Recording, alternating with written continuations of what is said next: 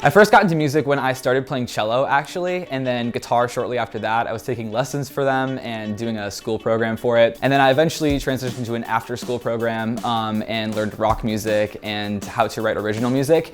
And they had like seasons with different genres, and they moved into a pop punk season. That's really where I ended up excelling and finding my love for music.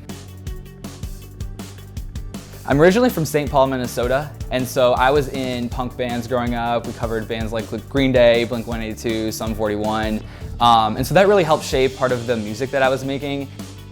I would describe my music as pop punk, but there's influences of emo, rock, alternative, and I'm incorporating a lot of influences from hip hop, things like the emo rap genre, and I really like what Travis Barker is doing with a lot of the artists that he's working with, incorporating that hip hop electronic vibe into those pop punk songs.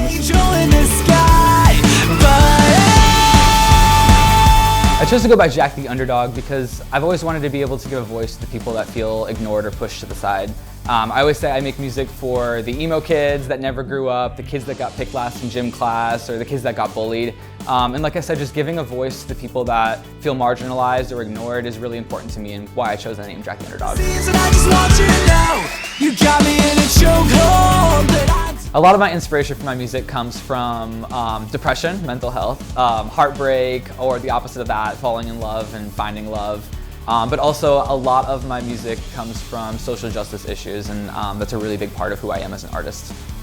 Some of the social justice causes that I really care about: Black Lives Matter, standing up for LGBT rights as an LGBT person, and then also sexual violence prevention. One of the songs I'm most proud of that I've been working on is called Scared of You. It means a lot to me. It's about the idea of falling in love with someone and being scared of them and how they could potentially hurt you, break your heart or something like that. And the song that I'm most excited about is called Hate That For Me, and it's just a fun punk summer song with the anthem vibes, the woes, the ohs, everything to sing along to.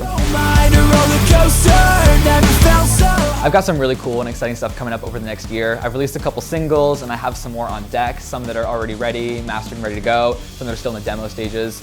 So I'm looking forward to getting all of that released, hopefully doing some acoustic versions too, and then eventually going on tour and meeting all y'all out there and connecting with y'all.